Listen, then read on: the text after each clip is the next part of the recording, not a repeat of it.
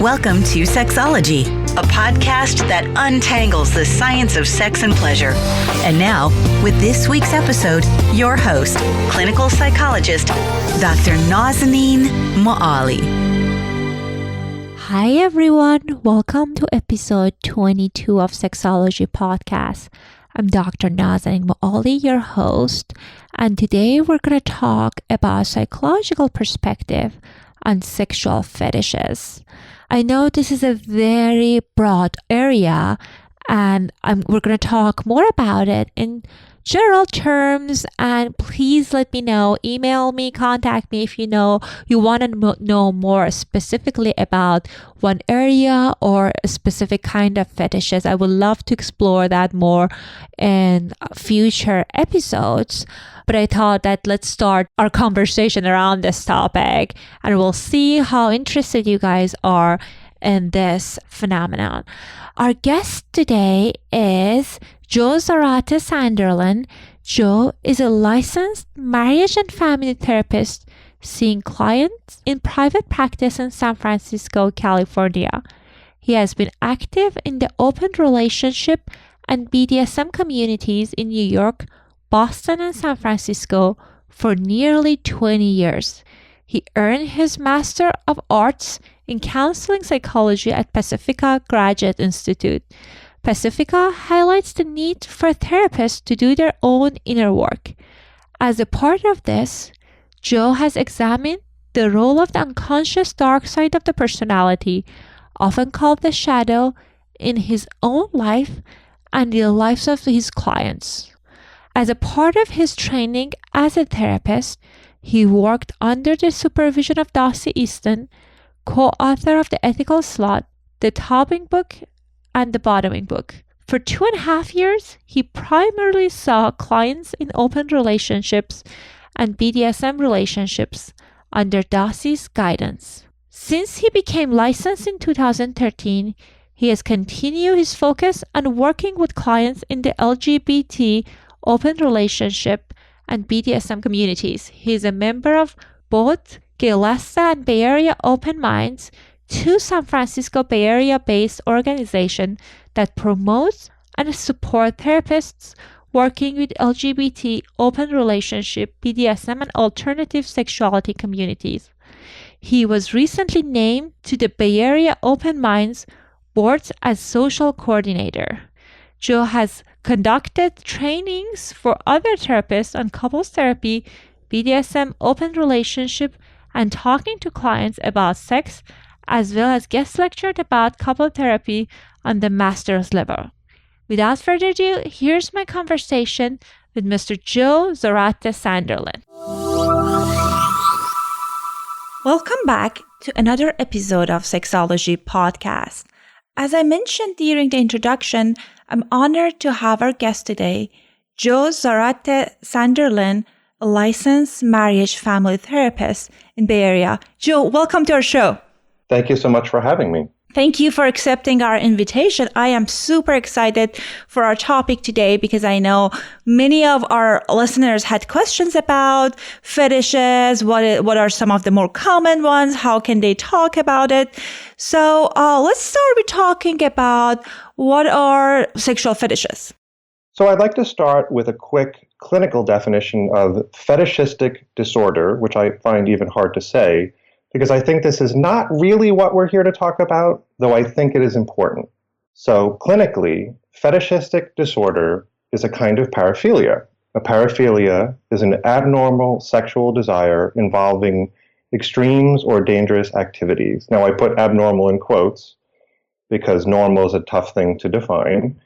And fetishistic disorder is a recurrent and intense sexual arousal either from the use of non-living objects or a highly specific focus on non-genital body parts. That is solely not related to cross-dressing, that's its own disorder, and not things normally used on the genitals like a dildo or a vibrator. Now, this diagnosis doesn't really come up in my office or your office or another therapist's office. It tends to come up in prison or in an institution as a part of another diagnosis. And the most important thing to note is that it must create some impairment in functioning. It must have an impact on your everyday life. your relationships? Are you doing it at work? Are you doing it at school? And that is the case with many, many mental disorders, that they have to have some sort of impact on your life. So, for example, anxiety and depression are fairly normal emotions, except when they interrupt your everyday life. And I would say that most individuals who find a particular body feature attractive probably have some sort of fetishistic idea if that body part is something that's sexually arousing. So interesting. Yeah. And I am very glad that you brought up the impairment in functioning, because if the behavior, as we're talking about, is working people and it's not necessarily cause issues at work, at relationship, that can be healthy. So is that correct? That is correct. Now, the challenge is that, of course, here in the Bay Area, there are some more open-minded people. In some other places in the country and the world, they are more strict.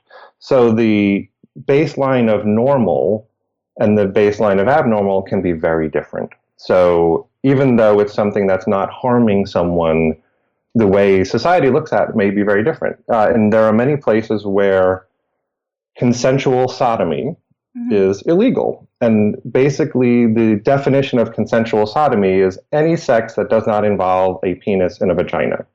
So those laws are becoming more and more rare, but that reflected the culture at the time when the laws were made. Interesting. Yeah, absolutely. And I'm coming from a culture that's more conservative, and like sometimes I feel growing up, the society wanted to kind of control how people define pleasure. And it's interesting to see we are not an isolated kind of unit. We're part of the society, and how society thinks about our behaviors can impact our sense of self and whether how are we seeing our pleasures and things we enjoy. Yes, most definitely. So what are some of the more common ones that you see in your practice? As you said, there are the ones that most of the clinicians might see in their practice, and there are the fetishes that are less common.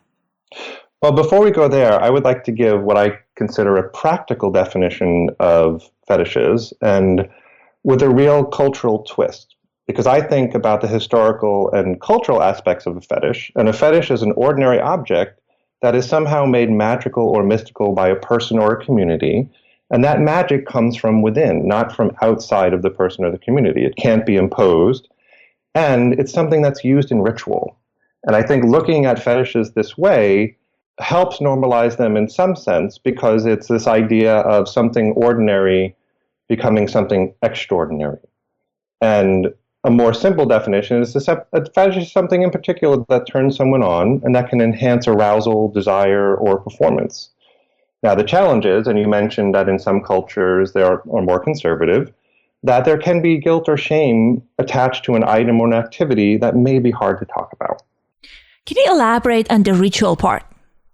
Well, so for example, as we're getting into the different types of fetishes, and fetishes frequently involve a type of object, so for example, a high heel shoe, or a material like leather or latex or even silk, or both of those things. So there might be a kind of play where the one person, and it's frequently male, not exclusively, has a strong desire for a high heel shoe, and he will engage in an activity with a woman where he essentially worships the high heel shoe. He might kneel before her and caress it and kiss it. There are more extremes where he might perform an act like fellatio on the high heel shoe, and even the far extreme of things like insertion into the urethra. This is the way far end of the spectrum. But it's a very ritualistic activity, and they even use the word foot or shoe worship. So that's what I mean in terms of ritual. Interesting. And again, with the foot, with shoe, with those kind of things are the more common one that many of the listeners probably heard about. Right. So body parts like feet, toes, hair, those are the most common ones I can think of. Now, it's very interesting because what are considered genital organs? So we have this sense of someone might be a breast man or a leg man. if someone is a breast man, and if you consider the breast a genital type of organ, realizing that it's not a penis or a vagina, does it make admiring the breasts more acceptable than admiring the legs? I don't think so. And there certainly can be other body parts. Things that I have heard about people becoming aroused are the curve of the neck or having the hair up in a particular way. So I think there are probably as many fetishes as there are people to have them. That is so fascinating, because then if we're thinking about it from a broader spectrum, as you're talking about, it's not necessarily as a small a population that they have those tendencies. Correct, yes. And this also comes up with BDSM, where people think it's such a niche activity, and yet there might be tying up someone to a bed with silk scarves that would be considered a BDSM activity, but people don't say that they're kinky. Some other common fetishes include clothing. And as I mentioned earlier, fetishistic disorder doesn't involve specifically cross-dressing, but specific garments can be fetishized. So, for example, things like clean or dirty undergarments, particularly panties, but also bras of women, dirty socks and workout clothes, and also clothes, as I mentioned, made of different materials like leather or latex or rubber or silk. And I think this gives you an example of the broad sense of a fetish, where someone might say, dirty socks, what are you talking about? But for some people, there is an arousal there that comes from smell. And as many people probably know, smell is a very, very powerful sense. And for example, I remember from 25 years ago, the particular smell walking into the bagel shop in Queens, New York. And that's my ideal of the bagel smell. And I live in California, so I can't really get that smell anymore. So I imagine you know what I mean. Right. So there really is such a broad spectrum of fetishes. It's actually hard to talk about sometimes because there's no necessarily scientific reason for them. And all the time, I'm sure there are things that become fetishized that no one thought of. Oh, I didn't think of actually thinking of yoga pants as a fetish, but they can be a fetish. Right. And how then, if you're thinking about it in that way, how then certain things are okay and certain things people say, oh, what's wrong with you? So that's interesting how society kind of plays a role in it. Right, for sure. And, that's one of the challenges is knowing what your surroundings are. And I think that's where some of the potential shame and guilt come in, because I know that frequently people will feel some shame or guilt around an activity that they like, and it will be hard to talk to their partner about. Absolutely. And one question I had about fetishes, when people have those tendencies or preferences, is that they have to have that in order to get intimate, they're not be able to get aroused or reach orgasm, or that's something that they wished or they would like to be there, but if it's not there, they're able to proceed. Right. So now, in a normal everyday fetish, my take is that it is something that is arousing to the person, but is not absolutely necessary for them to be aroused or to orgasm or to enjoy themselves. That's when the activity becomes disordered. It may not be the fetishistic disorder completely, but I agree. Here's a great example. I love pizza, but if I ate pizza all the time, I would probably not be very healthy. My doctor would not think that was a very good idea. And so what is the difference between that? But I have pizza every once in a while and I enjoy it. What's the difference between that and I love high heel shoes? And I enjoy seeing women in high heel shoes and having sex while someone's wearing a high heel shoe. But I don't need that all the time. And the interesting thing is, one thing you're talking about a food, another thing you're talking about a piece of clothing, but it seems like the piece of clothing is more stigmatized. Right. Yeah, absolutely. And I know whatever gets related to sexuality, people kind of create an additional meaning to that. Right. Yeah. I do a lot of work with polyamory, and I give the example of someone could be a composer and they spend money, they travel, their passion goes into that. They may even neglect their partner or their work duties, but it might be considered socially acceptable because they're a composer. But if someone is dating someone and spending money, traveling, doing all those sorts of things, that seems less acceptable because it's actually love or sex with another person. Oh, what an interesting way of putting it. That's I'm going to use it in my sessions later with your permission. I have the example of someone I know who has a wife, a girlfriend, and 2 mistresses. So the 2 mistresses are his hobby and the company that he founded. Right. So all of which take time. I want to touch on another idea too, is this, it could be other objects, like, someone might really like a work of art or a piece of music. It could also be a place. So people could fetishize having sex in a church or outside or in a particular location. And it could be particular activities. So, off the top of my head, the way of doing something, I think, can, if it's to an extreme, can be fetishized. So having to do a arousing act or a sexual act in a particular way. So I think all of those fall under this umbrella of fetishes, not just as the diagnosis as non-living objects or non-genital body parts. Right. And when you're talking about it, makes me think about how diverse these things are. And some of them are not necessarily as common. So I'm curious to see what's your thoughts on how they get developed, like developmentally. How can someone get attracted to something that's not usually common for others? Sure. Now, we don't really know where it's come from. There's no actual thing that we have found that says, oh, if you have this gene, you're going to have a fetish and you're going to have a tendency for that. So my understanding that it could be possibly due to cultural taboos.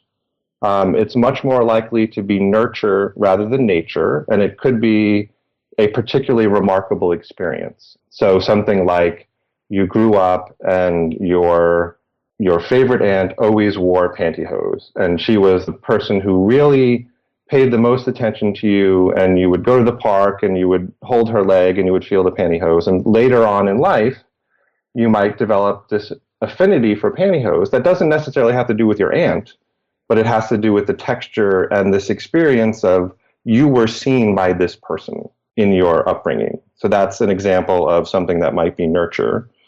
As I mentioned, also things like scent are very powerful. So you may just smell a particular perfume or smell leather, and your body has a physical reaction.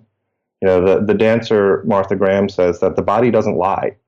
And when your body gives you information, it's like, okay, I just smelled leather and I felt myself getting aroused. What's that about? But the baseline thing is that we don't really know. And that's the thing about it. And I think that's an interesting topic to talk about, because I would like to know where people's fetishes come from. Did they have an experience, or is it something that they saw or something that they heard about, or something that just happened incidentally? I mean, you can imagine that you're having sex with your partner and you realize that they're wearing silk, and for some reason, your arousal is heightened, and you repeat this over and over, and you go, there's something about silk that makes me more aroused. Interesting. And I know, as you were talking about, based on my experience, also a big part of it come from early experiences. And I had a client that was telling me that his mother took her to the event that someone with this particular costume, and he got so excited, like with happiness and joy.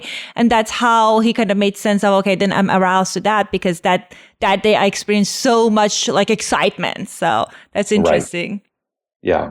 So one thing is that, as you were talking about how people might sometimes feel lots of shame and guilt and being sometimes uncomfortable about talking about those like preferences, those fetishes. So what are some of the ways that you kind of recommend people to bring up their fetishes when they start dating someone or they want to get intimate with? Well, I have a few ideas on that front, because I've certainly talked to people about it. And one thing that I say to clients is that sooner is better than later. I have this saying that I have used with probably almost every client I've had in the last few years. And that is that you can be uncomfortable now on your terms, or you can be uncomfortable later on someone else's terms. So that means it might be a little uncomfortable talking to your partner about your foot fetish now, but if she finds you sneaking into her closet in 6 months, that might be even more uncomfortable. Another way to do it is to potentially ease into noting a particular like of something. So, for example, oh, I just love the smell of leather. What do you think?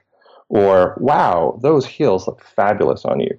So that it's easing into and setting the context for the possibility of having this conversation. Another thing that I'm a big proponent of is having consent for conversations. So, for example, this is something that I enjoy and I would like to talk to you about. Is that okay? Or, there's something I want to tell you about and I'm a little uncomfortable talking about it. Are you willing to hear me out? The challenging thing is that if you can't engage in this conversation and you still have your fetish and you hide it and you still act on it, taking someone's clothing without the owner's consent, engaging in activity without consent, then this may be more than feeling shame or guilt about a fetish. And you may want to talk to someone about it if it's something that you really need to hide. Now, again, that can be different in San Francisco than it might be somewhere in a more conservative place. Right. And I love that asking permission to talk about it. It kind of makes other person willing to listen to you when you're talking about the vulnerability. Right. I really promote communication, and I even believe that arguments are communication. But sometimes someone will start a conversation and I've heard the term, you vomited on me, like you unloaded on me, which is such a disgusting way to put it.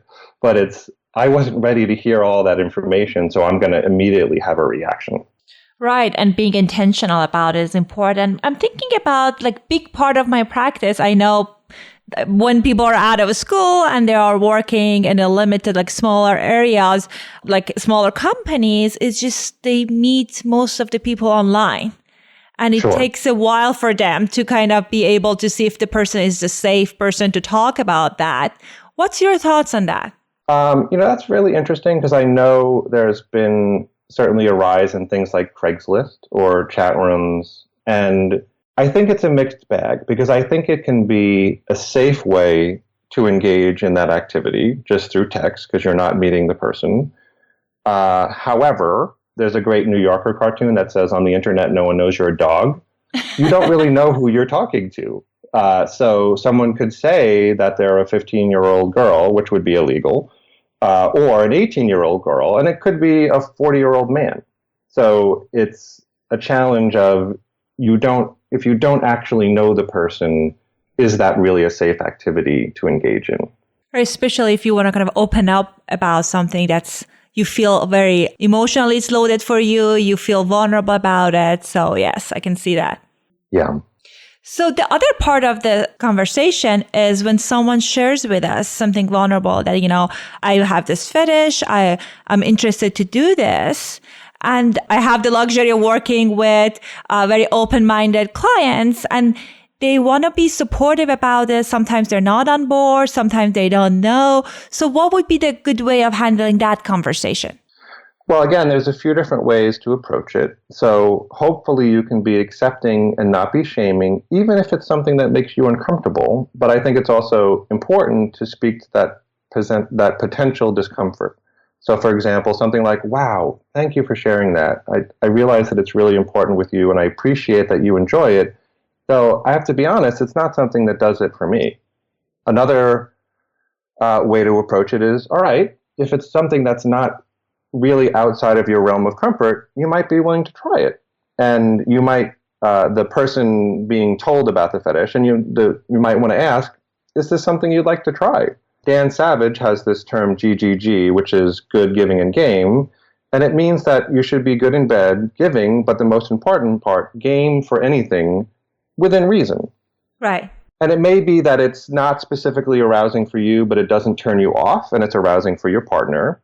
And then if you do try it and you like it, you may have discovered a whole new avenue of sexuality that you didn't even know about. Most people don't know that something is an erogenous zone until they try it, something outside the genitals or the breasts.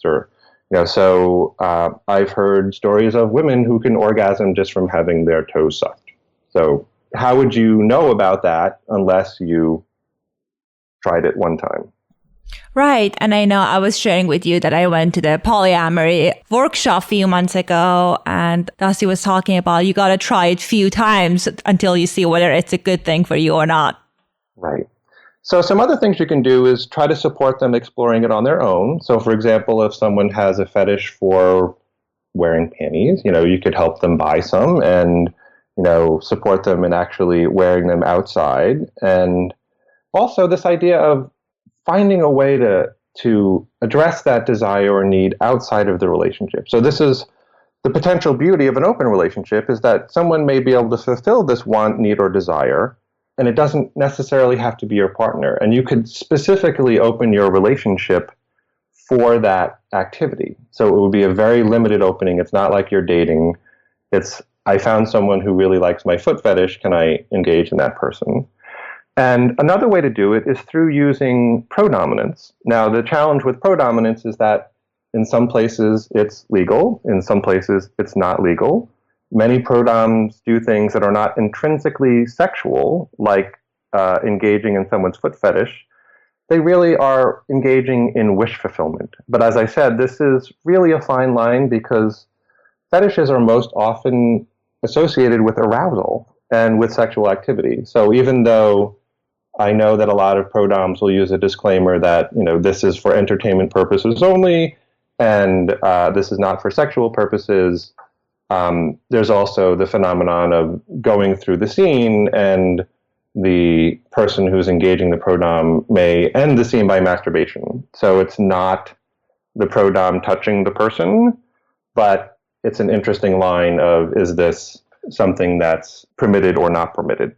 Now, thankfully, in some places it is legal, and you can probably go to maybe Las Vegas or Amsterdam, I think, is also one of the places, and be able to fulfill that fetish if you're able to do that.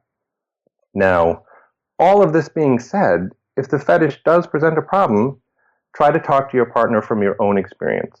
What I mean is saying something like, I know you really like this activity, and it is a turn on for you, but it just doesn't do it for me.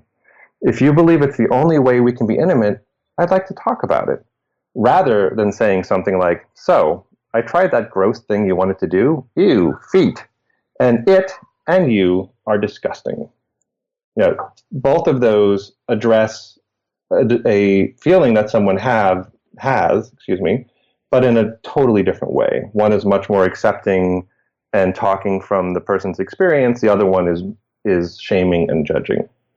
Right. And if people are approaching it the same way that you kind of share with them about, like talking about it and kind of see where you are with it, then it wouldn't necessarily turn to this like a subtle anger kind of a statement. Because I feel one of the challenges is that people do things that they're not necessarily comfortable or they don't like it, and they know they don't like it, and then it builds resentment and they're not speaking up until they're kind of fed up with it.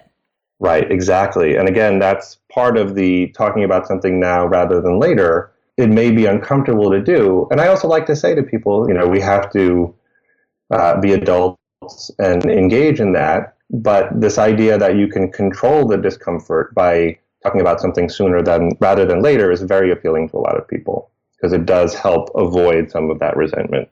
Right. I can see why someone want to postpone it. And I think it's very courageous to kind of like talking about it and being proactive about it. Yes, that's the thing, is I'm not saying that this is easy. And, I can talk from personal and professional experience of having to talk about something difficult. And it's not, a pleasant walk in the park. Sometimes it can be really challenging.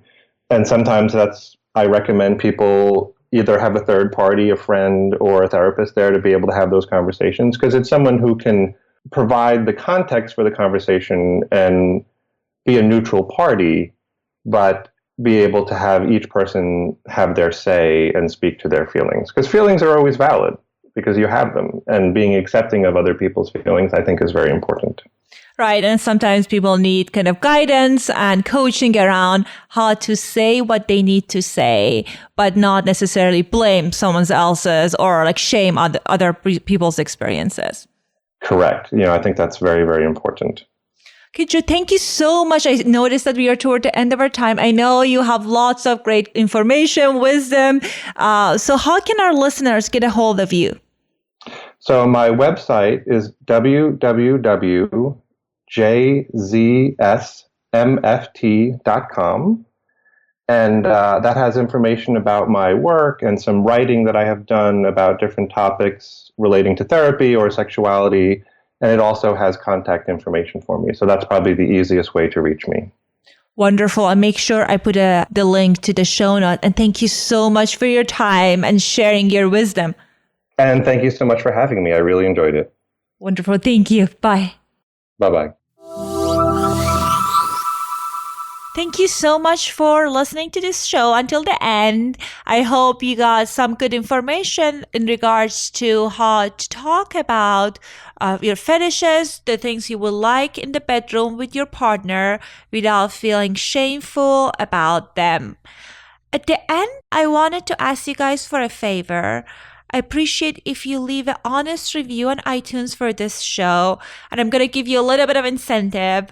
If you write a review on iTunes only for in the month of June, and you send me a snapshot of what you wrote, or you can just tell me the narrative, when it goes live, I'll email you $5 e-gift card for Amazon, which you can use hopefully to buy sex education books. We have some recommendation on our website. If not, I totally understand. Anyhow, I would love to hear your thoughts, and we'll connect next week. Thanks for listening to the Sexology Podcast. For more great content, visit www.sexologypodcast.com.